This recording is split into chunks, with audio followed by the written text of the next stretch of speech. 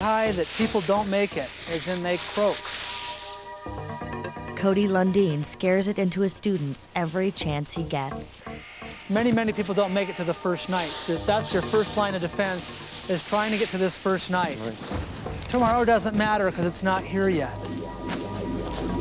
There's a high death rate of lost hikers out there who do not get found. They find them next spring. It's called dying of exposure. To maintain the precious body heat they're losing, the group first has to insulate the ground they'll be sleeping on, then construct a makeshift windshield, and finally, have to curl up against one another. Okay, so lay down how you think you're gonna lay down tonight and see where the target area is. Let's see how modest you are. Thermal camera footage shows that the little skin they have exposed is losing heat, a sign that hypothermia is a dangerous possibility. Cody urges the group to move around to generate internal heat. Rock climbing it isn't, but it does heat up their core body temperature.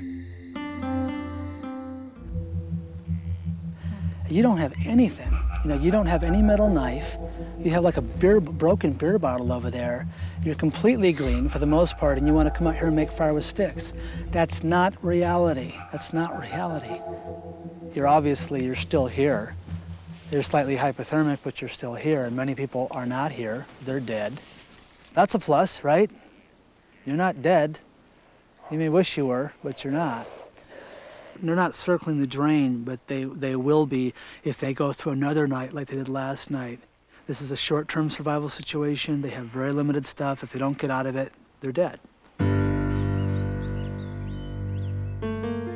The terrain here in Nova Scotia is pretty daunting.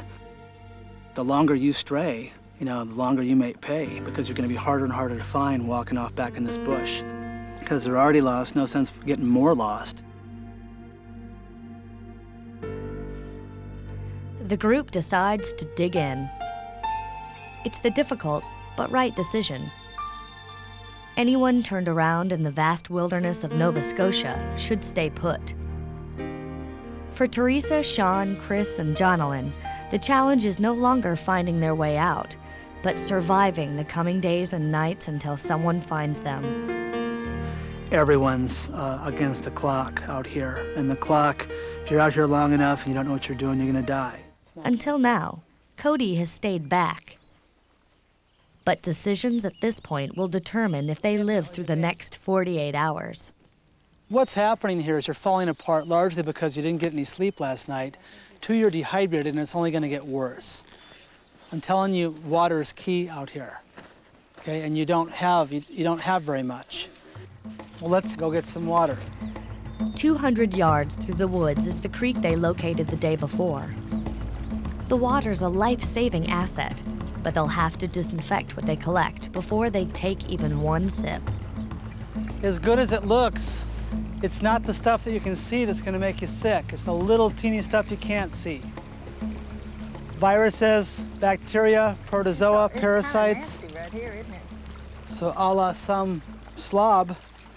It used to be garbage up until 2 days ago, right? Now it's called an opportunity. So you might want to clean this out if it holds water, which this seems like it's going to hold water. It just made your job a lot easier. Next task, building a fire to boil the water. Cody puts the group to work. So we just need to clear an area.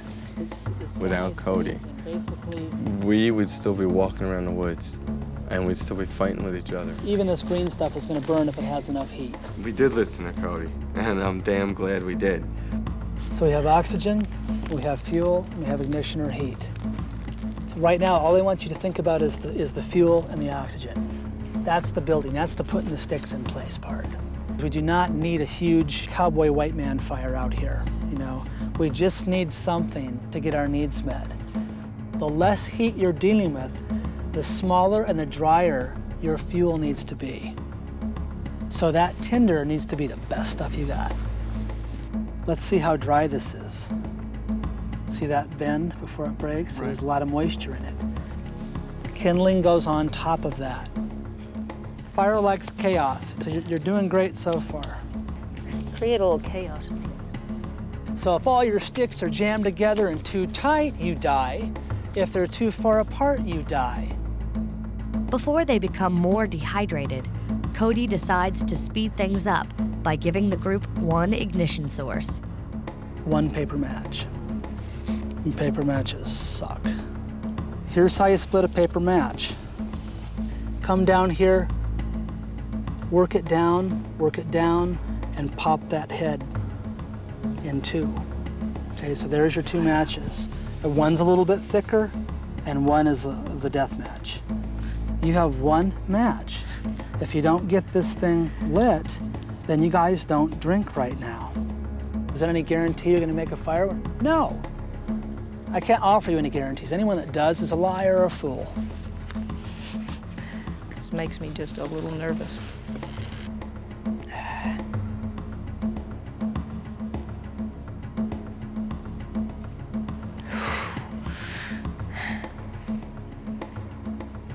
Jeez. All right, are we ready?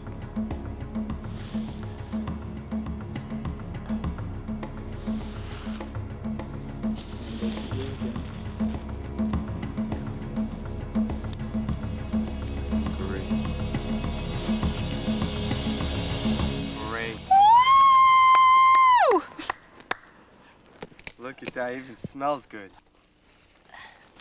Fire divas! Just bring it to a rolling boil and it's good to go. This is your water generator. So someone should always be on the baby, this fire, and someone should always be producing water. In the time it takes to strike half a match, their situation drastically improves. From chaos to order. That's what this is all about. Let me see, let me borrow this right here. Chaos to order. Now when it falls down and kills us in the middle of the night, then we'll be on a whole nother level I don't want to discuss. The division of labor is pretty typical. Usually the guys tackle the bigger stuff just because they do, and they like pushing over trees and whatnot, breaking shit like that. And the women in this case are tackling the fire, so the men are playing with big sticks and the women are playing with smaller sticks. And whatever works, as long as the job gets done, that's what matters, because both tribes now are working for the common good of all, and that's the main thing. Basically, they're getting their needs met, okay? Their main complaint was bugs and cold, so they're dealing with the shelter to prevent the cold and the bugs, and we're keeping them hydrated up so they have the strength and energy to build the shelter to deal with another night with minimal food or no food. I think their situation is still deadly, obviously. They could get injured dragging around the trees. Anything goes when you're out in the backcountry, so it's still a wild card.